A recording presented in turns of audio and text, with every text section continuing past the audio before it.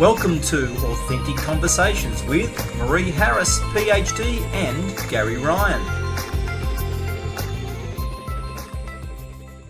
Hi Maree, how are you doing? Good, Gary. Yes. Our third session today. Yes, it is. As time flies by, currently some of us are freer than others with restrictions. Yes, we've been freed since I talked to you last time, and you're still locked up. I am, so I've got to pretend I'm locked up, I guess. But yes.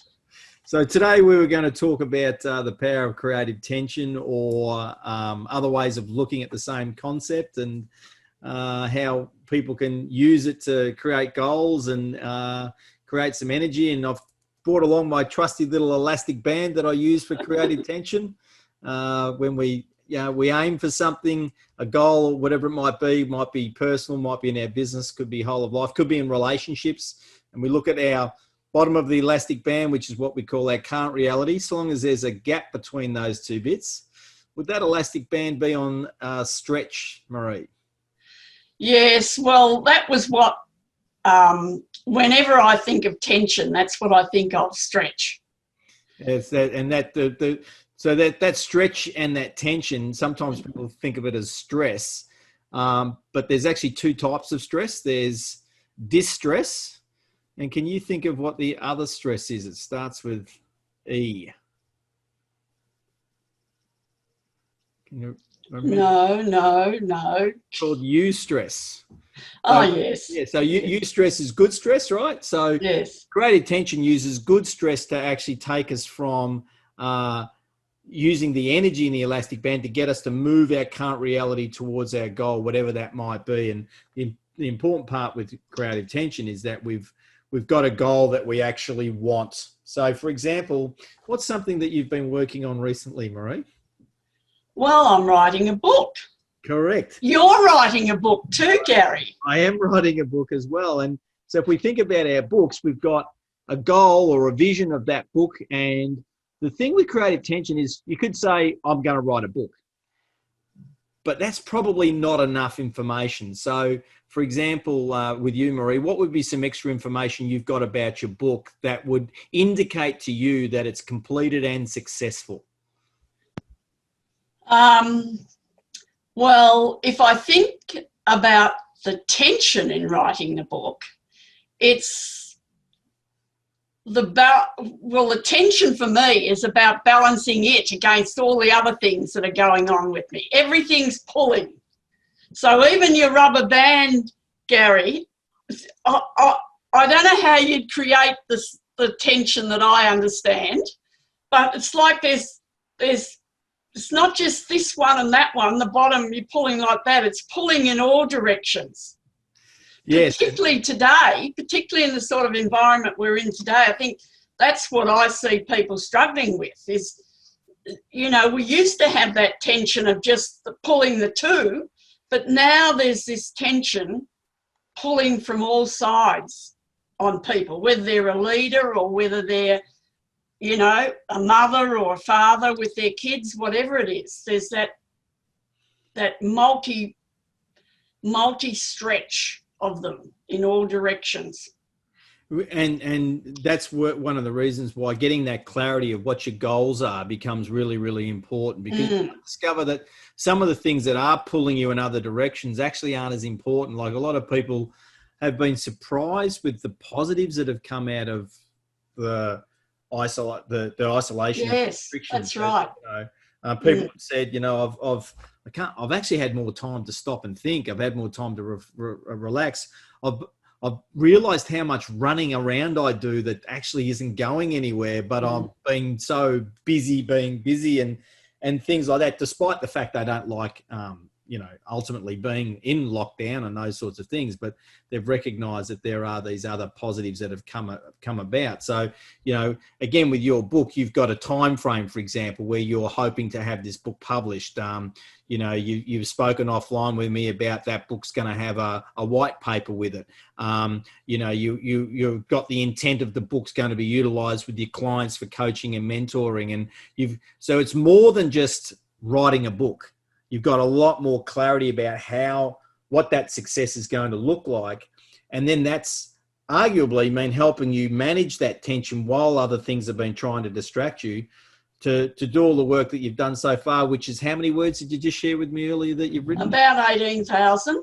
Yeah, and the book itself, from a goal perspective, is looking like it's going to be around 24. So it's 3/4 of the way there. You know, you've mentioned to me that you're doing editing already on that 18,000 words, etc. And these are the sorts of things that people are doing to go from the starting point, where at some point it was just a concept. And despite all of the things that have been going on in Australia and particularly Victoria during this time, Maree, you've actually done the work to get that 18,000 words on paper.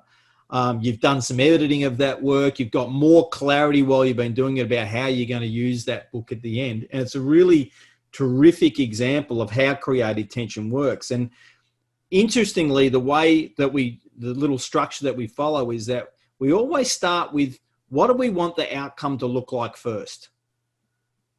And then we have to get real, and then we have to get busy doing the work, because we've always got to ultimately do the work as you've described. But we don't actually start in our current reality, the bottom of the elastic band, because one of the challenges of the current reality, and that you mentioned at the start, was all of the tension pulling us in other directions.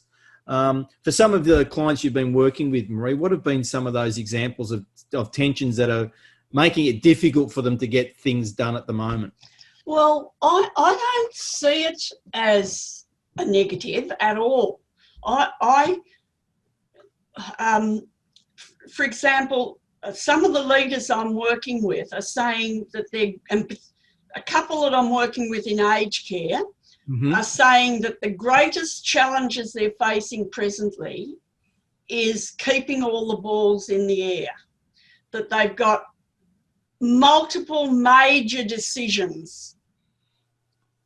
They'll come in the morning and they have multiple what appear to be crucial, even life-death decisions. Wow. And they have to decide, and so that creates enormous tension. And as you say, they might have, prior to the existing situation, they might have had a goal or a set of values and operating from, so that they've got that as sort of an umbrella for them that they're aspiring to and sort of wanting to pull towards. But how do you be creative within that tension of all those balls and all those demands on your time? And obviously, as you just said before, some of them may not be real or may not be as important as they, or deserve the importance they're placing on them. But it's that idea of how you be creative in that tension and not get overwhelmed by it, or even doubt your own competency or doubt your own abilities. Which feeling there, because you know what, you brought in the elastic band, and when you suggested to us that we talk about tension, do you know what I thought about? I grew up on a farm, and I can remember my father doing all this fencing. Yes. And they had this tool where you pull the wire through, and you've got to get it at a certain tension, so it had to be really tight, but it couldn't break. Yes. You know, and it's a bit the same with your rubber band. You stretch yourself, and how do you? This is what I think creative tension is. Having that ability to stretch yourself to your ultimate, where you get the best from yourself or from the situation, but without breaking.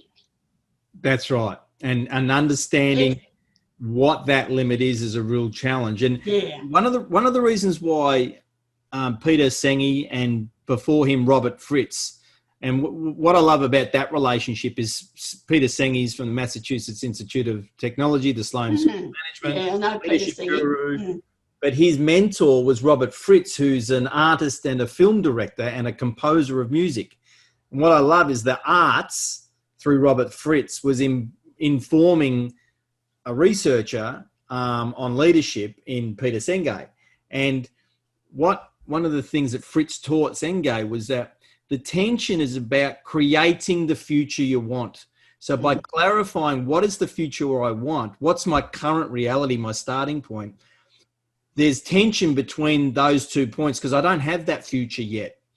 But that tension creates positive stress for us to take action. Or another way of looking at it is when we've got it set up like this, that's got potential energy in the elastic band. Potential energy is fine, but it's not doing anything yet. We want to turn it into kinetic energy for action.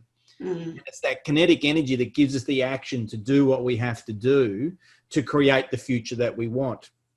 Now, as you described with your folk in the aged care sector at the moment, with the numerous balls in the air that they've got, as you described it, Maree, I mean, a challenge there is that there are pre-existing things systemically impacting the aged care sector. People are trying to solve while they're running the operation because they don't get to press the pause button. No.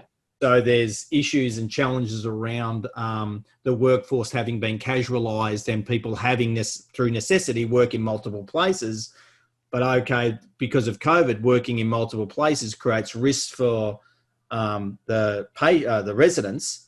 But then, so on the one hand, we want to stop that, but on the other hand, the residents need care today, right now. So we need to have, and this is the challenge, and I would imagine some of the challenges that those leaders are actually facing. And so in that context, it might be as simple as, well, what's the creative tension? The goal at the moment is to keep the residents alive. Is to, you know, and as best we can. I mean, obviously in aged care, people pass away through natural causes, etc. But to keep them alive and keep them as protected as possible from this COVID virus, while at the same time trying to manage these other issues that previously weren't realised even to be an issue. Yes. And so where on one level the creativity comes in, well, how do I manage this right now? I'm not going to suggest I have those answers because I'm not an expert in aged care, but it's about that clarity about what's the most important thing. What is our current situation? And that's the current situation is really important to assess because, and I talk about, you have to be able to assess your current reality for what it actually is, but don't make it worse than it is. Equally, you can't use rose-colored glasses either and just make it all good. It has to be, I describe it as the good, the bad, and the ugly, because all of them are going to create context for what we have to do. You know, and these are, you know, really important times, I guess, and for the average person working at the moment, it's about what's the most important thing for my role. Am I clear about that? Am I clear with my manager about what that is? What's my current situation? Which can include everything from their home internet to their personal circumstances and how that impacts their ability to get their work done, etc. Right through to the other end of the scale where some people are physically able to go to work still. These are, you know, really, really powerful challenges. What's a different way that you've described creative tension in the past, or a different way of looking at that might match your language, Maree? Well, I think when I was thinking about it, like when any of us talk about tension, we tend to see it as a negative. Tension's a negative. It's stressful. It's tight. But when you put creative in front of it and say creative tension, it turns it into, in my mind, it turns it into, well, something creative, that there's a good thing about tension. You know, that it has, if we can find a way of working in that negative stuff, what appears to be negative, creatively, it becomes quite powerful. Oh, yes. And I think that's particularly today in the sort of environment, there's a heck of a lot of tension around. And if people can find a way to live creatively in it. So I was thinking about, well, what does that mean? What does it mean to be creative in that? What does it mean for you to be creative today in the midst of this COVID stuff that we're, and everything that's happening? And well, in really simple terms, one of the universities is surprisingly been given some government funds to be able to provide some services to non-university students to help them in their job seeking activities. So I'd been engaged to run a series of programs for that university. So this is bespoke. It's never been done before. I have to create it. So what I do is I work out with them what's the outcome you want for for the whole series. Then individually for each of the 4 elements, what do they look like? What's the time frame we've got for the sessions? And from that, I then have to go and create the flow of the online seminar using and think through what the tools we're going to use. I have to understand the audience and, how public do they want to be? Do they want to be more anonymous? All of those sorts of factors. So I can actually create a solution that's going to match the desired outcome that we've set at the start. So in really simple terms, it's like I use this elastic band all the time. I get this opportunity. I work with the client. We decide, well, what does success look like? Where are we now? Who's the audience? What do I need to understand? Here's what I think it would look like. Does that match your needs? And literally create it from nothing. And that's just an ongoing. I mean, it could be as simple as when my 20-year-old son wanted to create a slightly different way of cooking a pasta meal, a chicken pasta meal. And he said to my wife, Michelle, do you mind if I have a play? This is what I think it would look like. This is what we've been doing, but I want to do something different. Go for it. It was delicious. It can be, creative tension can be that simple. And people have been really creative. I was just talking to a client yesterday that shared, she's got 3 children, 2 sons and a daughter, the oldest being 12 and the youngest being 8. And she said, we live close to this park that prior to the 5-kilometre radius, we had never visited. And yet the children have lived here their whole life. We go there every day now and we just create these games that the kids play in this particular park. It's got wooden little structures in it for cubby houses and all sorts of stuff. And we're just creating games. So the creative tension could be family fun, could be the top of the elastic band. Current reality is we can't go where we would normally go for family fun. The middle of the elastic band is we've got to make it up. What have we got around? Oh, we've got a park. Let's go explore the park. Yeah. And that's nearly always it's one thing we haven't mentioned, Maree, is that in creative tension, in moving from here to here, we nearly always have to do some form of research. We've got to go find some stuff out. Does that make sense? And I've even got stuck in my mind with the farm and the wire through the fence. And I'm sure your father wouldn't have used any old wire. Oh, no. But equally, if that wire didn't have the right tension in it, it was never going to stop anything that you didn't want getting. No, the sheep would get out. The sheep would get out, right? So, when you're talking about tension, is not necessarily bad. In fact, we're both in houses at the moment. The structure and engineering of the houses actually has ongoing tension, which actually holds it in place. And if we didn't have that tension, it wouldn't actually exist. It would collapse. Quite literally like the house of cards. So I really like the way that you see tension and the powerful role that it's got. The other thing, another way that it just triggered with me when you were talking about the in-between, between here and here, I've used this a lot in working with, particularly when I had my counselling and psychotherapy practice, because Carl Jung, I'm very influenced by Carl Jung, and he talks a lot about tension and creative tension, but he talked about having 1 foot in and 1 foot out quite a lot. And the 1 foot in, like if you're working with any sort of people, mentoring, coaching, which we both do, the people who are best at it are those who've got 1 foot in and 1 foot out. He said, if you've got 2 feet in with them, you become part of that tension. It's often transferred onto you.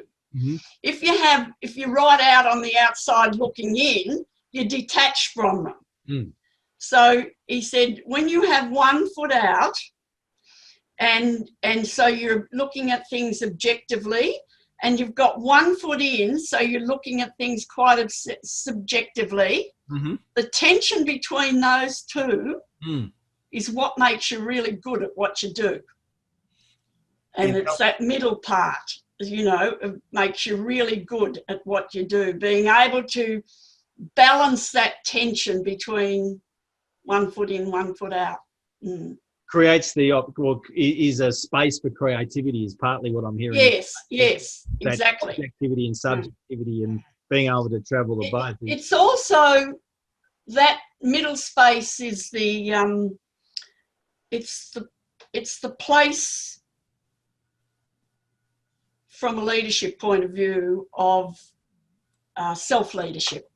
Oh, yes. It's the space of self-awareness and emotional intelligence, and it's the space that determines really the quality of the leader and their capacity to manage that tension. Yeah. Interesting that you referenced Carl Jung, because I've gone back and recently reread Viktor Frankl's Man's Search for Meaning. Yes. And, the couple of the key points there about, in terms of, you mentioned space, and, where as he was being tortured, he realized that there was a small space between the stimulus of the torture and his response. Yes. And that space, as tiny as it might be, is the space of choice. He could choose how he reacted and interpreted that. And that equally, while that was happening, he shares, he doesn't call it creative tension. He doesn't name it at all. But he describes that while he was being tortured, he imagined the future where he would be lecturing about his experience in a concentration camp as a prisoner. And so he would choose to take himself to a future place that he wasn't even sure would happen. But eventually it actually did happen. By 1948, he was lecturing about his experience of the concentration camp. And to create that, he obviously had to survive. But it's, there's, you think of this time now and people's experience of it. And it was recently described as the pandemic's a storm that we're all in, but we're not all in the same boat. Some people are in a very nice luxury yacht, and some people are in a dinghy without a sail or a rudder. They're the same storm, but very, very different experiences. And so, but ultimately, if we recognise that we do have some choice, what do I want the success to be? And the success might be as simple as, I want my relationships with the people I love to be sustained. Yes. I want to have relationships that are still at least as good as they were at the start of 2020, and maybe even better. I think it's what you're just saying about it's the time when people make those sort of decisions. I think there's a large majority of people who are being quite reflective about this situation we're in, and they are working out, they are shifting their life goals, and they are making new decisions about where they want to go, and which they would never have made if they hadn't gone through this. So there's those people who are going to come through this very creatively, and there's a whole lot of other people who at the same time are fighting and being extremely negative about what's happening, flooding social media with negativity, fighting the process, fighting at every inch of, I'm not talking about conspiracy theorists here, I'm talking about the ordinary people who are fighting this every inch of the way, and are just keep on digging themselves into a hole that's getting deeper and deeper, and they're going to learn nothing from this process. And I think it's in some ways, this COVID can be seen as a gift to people to rethink the way they're living their life.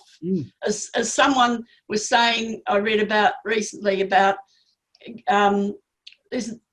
we need to stop talking about going back to anything normal. It wasn't normal anyway.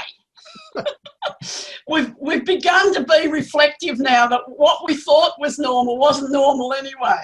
Or it ought not have been normal, maybe. Yeah, so, yeah, I certainly, when I think it's certainly been a time of tension, and I think I certainly feel for myself it's been a very creative tension. I've been able to make it a very creative tension. Absolutely, because you're creating the book and the work that you're doing. And what you just mentioned about folk that, are really struggling to do the reflection and do that. And the compassion I have for a lot of them is that for whatever reason, and maybe it's partly their responsibility, maybe it's not, but they don't actually have the tools or the techniques or the know-how to do it. So they're on sort of automatic pilot. They're not aware of information out there, like from Carl Jung or from, they're not aware to go and seek a mentor. You might not call them that even, but actually that mentorship, to access some wisdom, or they're not aware that someone like Viktor Frankl said that even when I was being tortured, I realized I had some choice. None of us are being tortured like that. Like it can feel like torture. I've got 5 children. When they're going off, or the dog doesn't want to do what you might want it to do, but we actually have that opportunity. Once you realize that, and that's why the work that you're doing and the book that you're writing, Maree, and hopefully the same for myself, is really, really important to help provide some tools and techniques for people to be able to be more reflective and more in control, and more heading where they want to do in a way that's good for them, good for the people they live with, and good for the broader community. Because ultimately, we are a species that, and I think this year is really highlighted, we're a species that is a social creature. We're a social animal, and we do need to work together. And we actually want to. It's natural for us to want to work together. And that's really this year has really brought the importance of that to the surface. And whether we agree or not with how the government's gone about it is partly irrelevant, because it's about, we've still got, no matter what it is, we've got to work together to get through this. And that's a really powerful lesson for a lot of people, because despite our connection, people can be extremely isolated now, can't they, Maree? Oh, yes. And I didn't want my comments there to look as if they were disparaging towards people who are really struggling with their mental health. I think there's a whole group of people in that area, right? But I was really talking about those intelligent, educated people who still mightn't have some of those tools, but certainly know where to get them. Yes. If they wanted to, they could go. And the media, and particularly social media, I know myself, if I spend too much time on social media, I can become extraordinarily depressed and just overwhelmed with the bombardment of stuff. Even say the ABC, which is the main station, main media I would spend time on, a lot of that I can't handle anymore because it's just a negative news stream. And there's so much good stuff out there. There's so many people living creatively within the tension, to use our words, and their stories are not being told. We're not being given the inspiration we need to move through this in a very creative way. Well, it's interesting you should mention the ABC and the stories, because the recent very short documentary called Freeman about Kathy Freeman and the years is just, if you want to see creative action in action, like I couldn't encourage people more to go to ABC iView and watch that show. Yes, I saw that. Yes, a magnificent woman, Indigenous woman, Australian.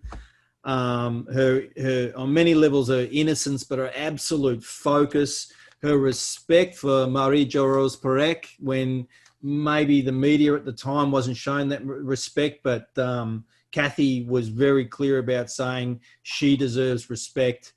She's earned it when she left Australia and didn't end up competing against Kathy. But the pressure that she was under to perform, and she actually did.